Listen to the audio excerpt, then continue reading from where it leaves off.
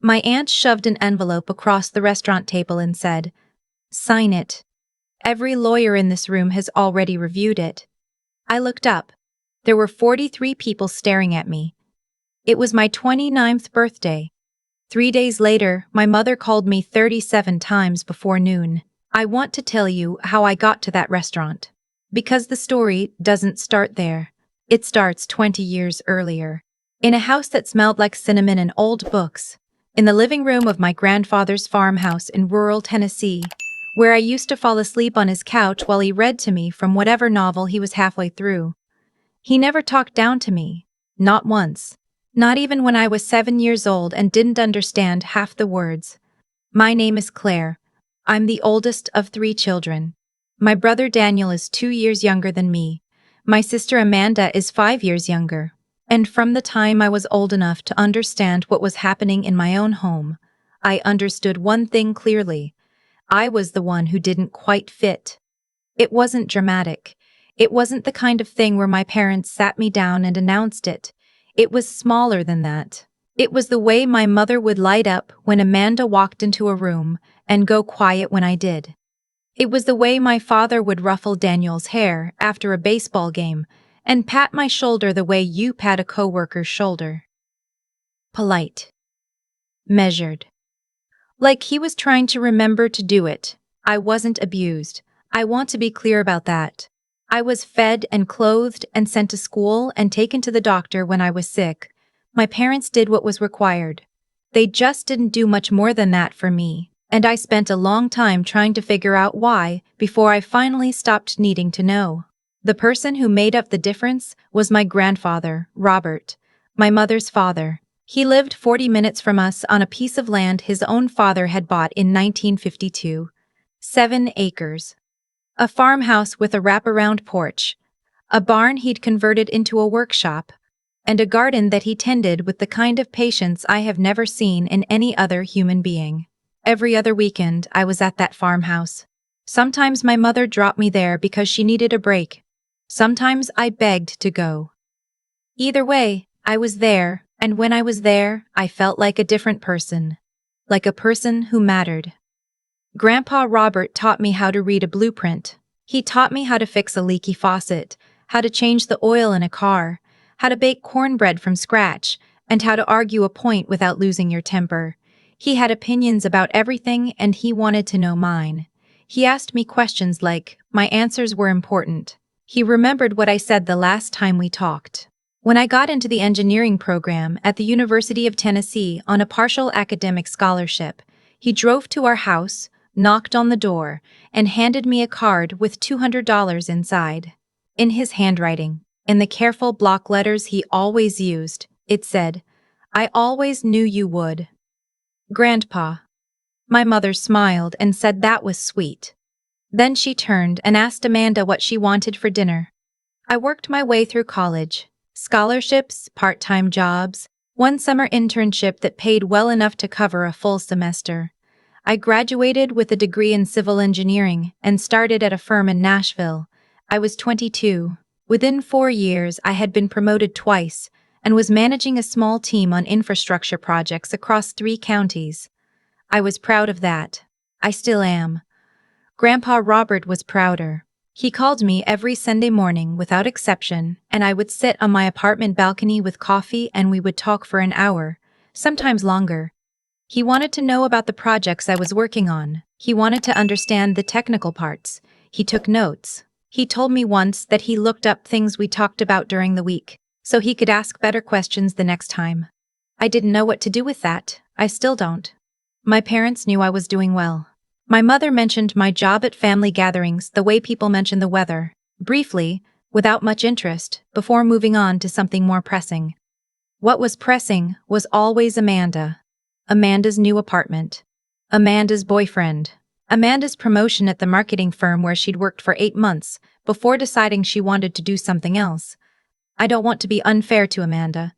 She's not a bad person. She's just someone who was raised to believe that things would be arranged around her, and she was right. Because they always were. My brother Daniel is quieter than both of us. He stayed close to home, works in insurance, married his high school girlfriend. He exists in the family like furniture, always there, never quite noticed unless someone bumps into him. By the time I turned 28, I had stopped expecting much from family gatherings. I showed up, I ate, I made conversation, I left. It was a transaction. I had learned to be okay with that. Then Grandpa Robert's health started to decline.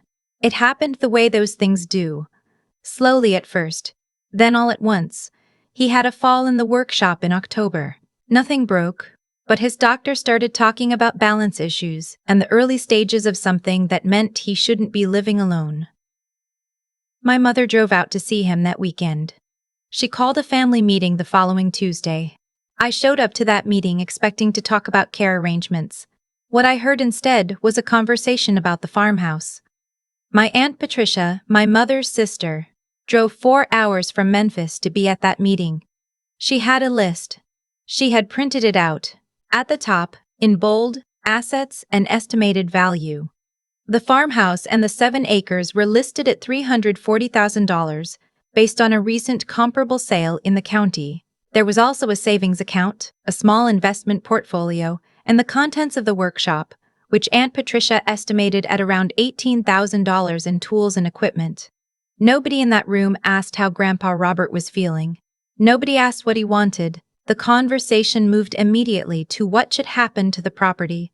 I sat in that room and listened to my mother and my aunt discuss my grandfather's assets, like he was already gone. He was sitting 40 minutes away, probably in his garden. Probably talking to his tomato plants the way he always did when he thought no one was watching. I said, "Shouldn't we ask him what he wants?" My aunt looked at me the way you look at a child who has interrupted an adult conversation. "We're trying to plan ahead, Claire. That's responsible." I didn't say anything else that night, but I drove to the farmhouse the next morning, and I sat with Grandpa Robert on the porch, and I told him what I'd heard. He was quiet for a long time. Then he said, "I already talked to a lawyer, sweetheart. 6 months ago, everything is in order."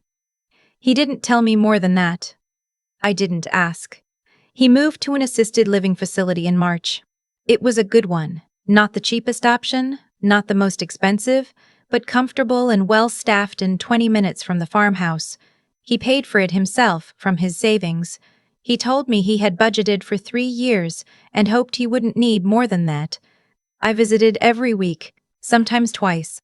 My mother and my aunt visited less frequently, but whenever they did, the conversation somehow circled back to the farmhouse. Who was maintaining it? What it was costing to keep the utilities on? Whether it made more sense to sell now while the market was strong? Grandpa Robert listened to these conversations with a patience that I recognized because I had learned it from him.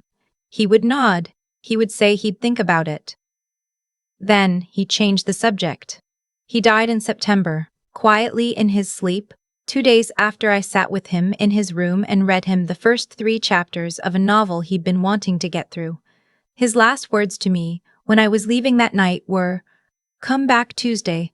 I want to hear what happens to the dog." I didn't make it back by Tuesday. The funeral was on a Thursday. 40 people, maybe 50. People from the county who had known him for decades. A man from his church who spoke for 15 minutes and got every detail right. I sat in the front row, and I held it together until the man from the church said, "Robert always said the most important thing you could do for someone was pay attention to them." And then I didn't hold it together anymore. My mother put her hand on my arm. I think she meant it kindly. The will was read the following Monday. My mother, my Aunt Patricia, my brother Daniel, my sister Amanda, and I were all present. Aunt Patricia had brought her husband. Amanda had brought her boyfriend, which I thought was strange, but nobody said anything. The lawyer was a man named Gerald who had clearly done this many times. He read through the document in a steady, unhurried voice. The 7's account and investment portfolio were to be divided equally among the 3 children. My mother, Aunt Patricia, and a 3rd sibling who had died years before and whose share would pass to his own children, my cousins in Georgia. Each share came out to approximately $31,000 after the portfolio was liquidated. The workshop contents were to go to my brother Daniel, with a note from Grandpa Robert that said he believed Daniel had always wanted to learn woodworking and now he'd have no excuse not to. The farmhouse and the 7 acres were left to me. The room went completely silent. Gerald kept reading. There was a letter attached, written in my grandfather's block handwriting and notarized. It said, "Claire has been here. Claire has always been here. She knows what this land means, because she listened when I told her. I want it in hands that understand it. I love all of my family, but this decision is not about love. It is about stewardship. She will know what to do." Aunt Patricia stood up before Gerald finished speaking. She said, "This is not acceptable."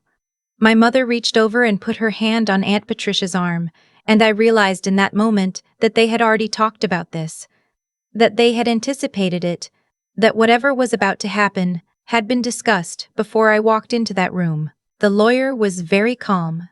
He explained that the will was valid, that it had been properly executed, that my grandfather had been of sound mind and had in fact updated the document only 14 months before his death, well after any questions about his cognitive state had been raised.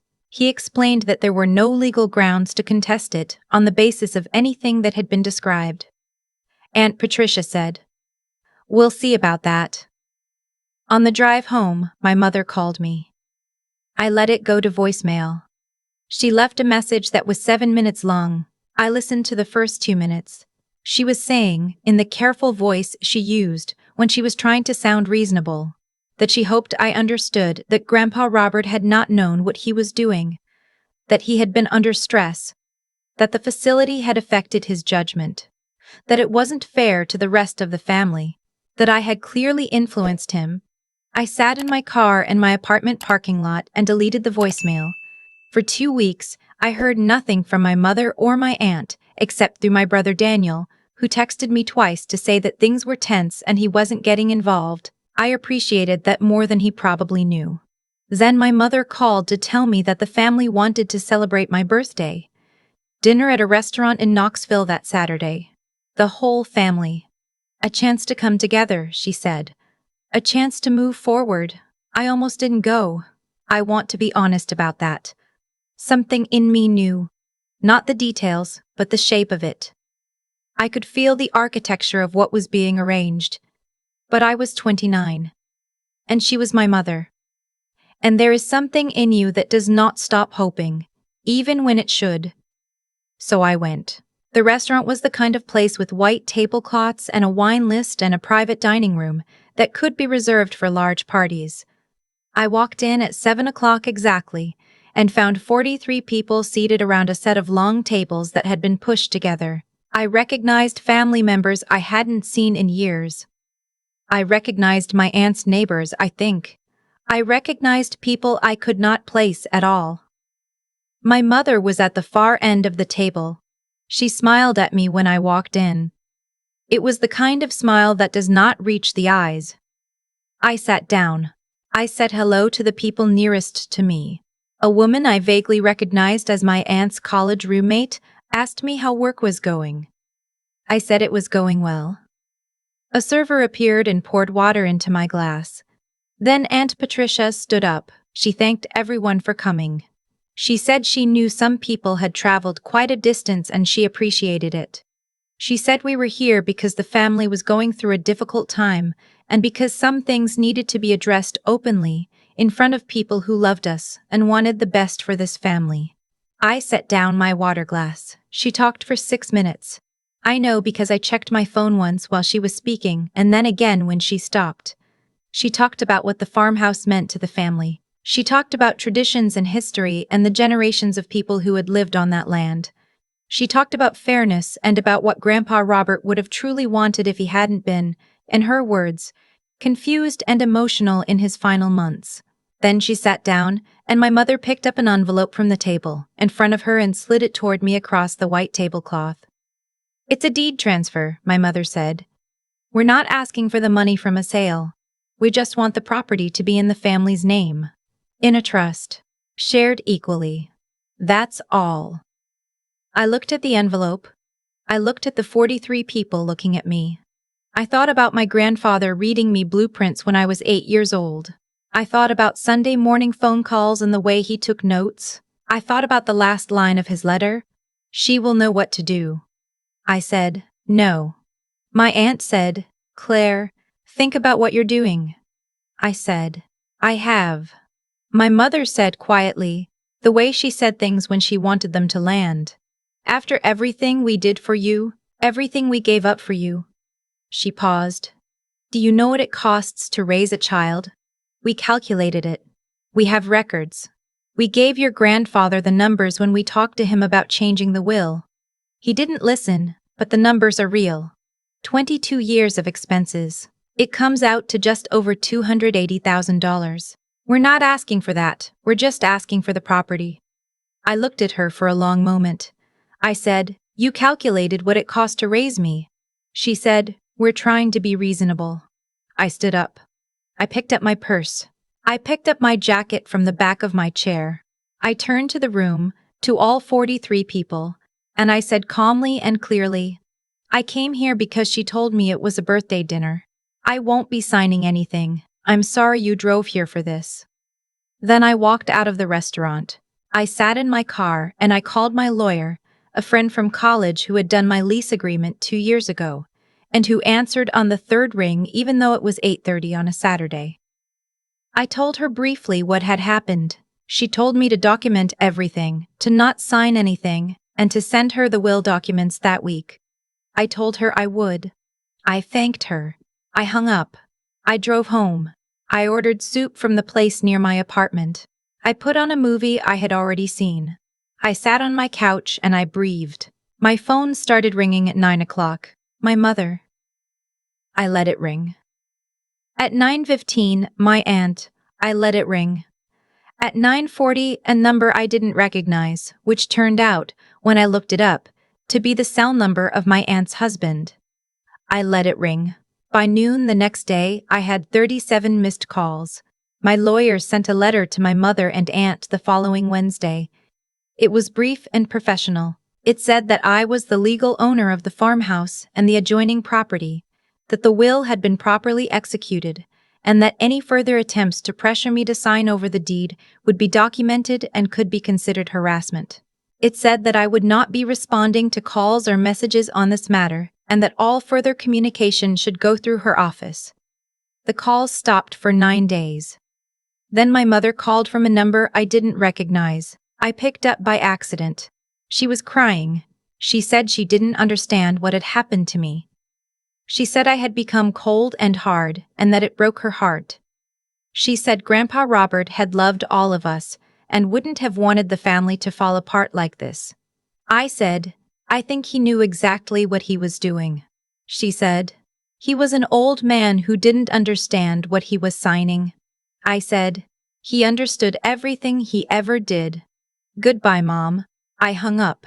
There were 6 more calls that afternoon. I didn't answer any of them. I texted Daniel to let him know I was okay, that I wasn't angry at him, and that I was handling things. He texted back a single thumbs up, and I don't know if that was support or avoidance, but I chose to take it as support. I drove out to the farmhouse that weekend. I had not been back since the funeral. The utilities were still on. I had been paying them, quietly, since September, without telling anyone. The garden was overgrown but not beyond saving. The porch was as solid as ever. The workshop still smelled like sawdust and motor oil. I stood in the workshop for a long time. His tools were where he'd always kept them, organized by his own system that I had learned when I was 12 and never forgotten.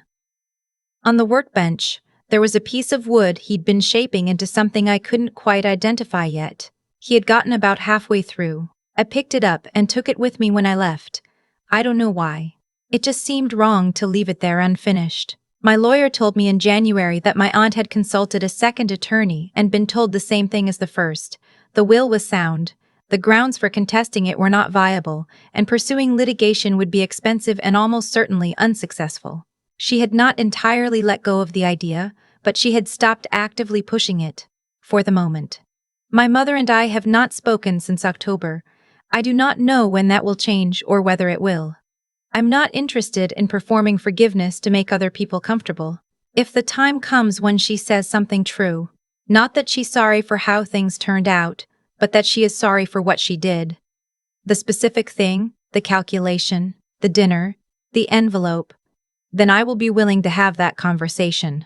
I went back to the farmhouse every weekend through the winter.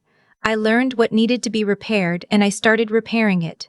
Some of it I did myself. For the things I couldn't do alone, I hired people and stood next to them and learned how it was done.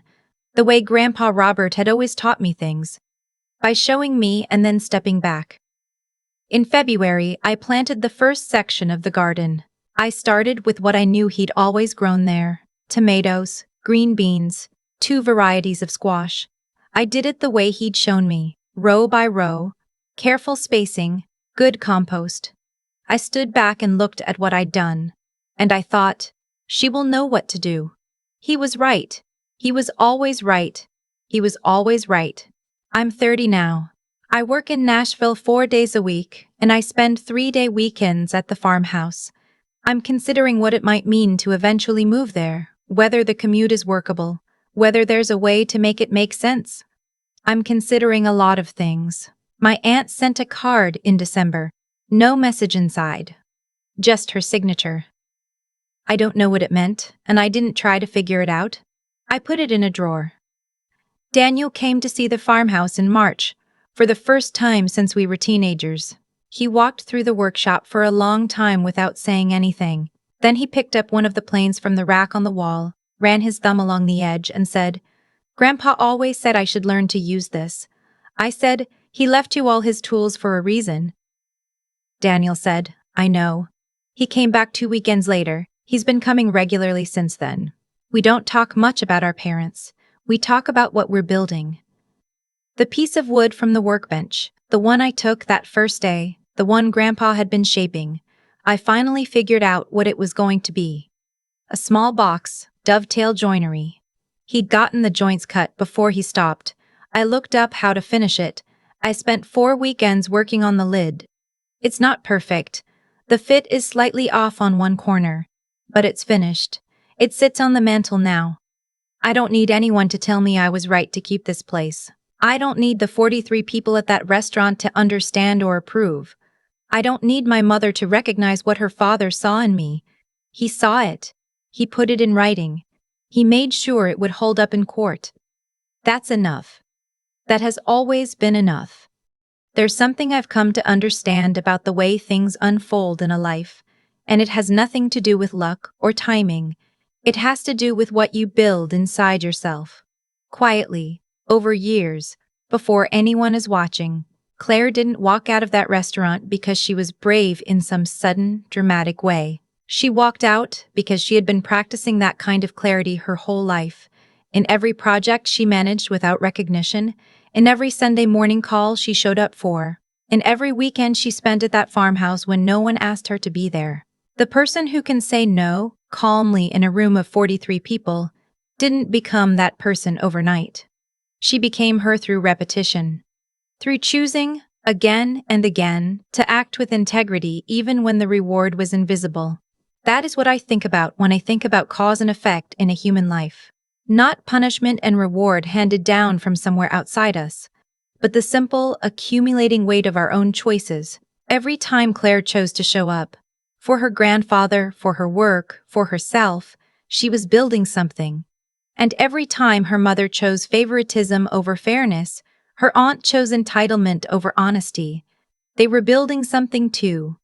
The dinner at that restaurant was not a surprise. It was just the day all of that construction became visible at once. Her grandfather understood this. Robert didn't leave her the farmhouse as a gift, exactly. He left it as a recognition. He had watched her for decades, the way he watched his garden, paying close attention, noting what grew, what was durable, what had roots deep enough to survive a hard winter. He saw that she had developed something rare, the ability to do the right thing without needing an audience, and he knew, with the certainty of a man who had paid attention his whole life, that the land would be cared for in her hands. That is what integrity actually is, I think. not a performance, not something you display when people are watching. It is the discipline to act according to your values, when no one will know the difference, when there is no immediate reward, when the easier path is right in front of you. Claire took the harder path so many times before it mattered that when the moment came, the envelope on the white tablecloth, 43 pairs of eyes, the answer wasn't even difficult. It was just true. And resilience is not the absence of pain. Claire grieved her grandfather. She grieved the mother she had hoped for and never quite had. She sat in a parking lot and deleted voicemails and drove to an empty farmhouse alone. Resilience is not pretending those things didn't happen. It is continuing to plant the garden anyway. It is finishing the box on the workbench. It is showing up the following weekend and the one after that, not because anyone is watching, but because the work is worth doing. What you invest in, your skills, your character, your relationships with people who genuinely see you, is never wasted. Even when no one acknowledges it, even when the people who should notice don't. The right people notice. And sometimes, when it matters most, they put it in writing.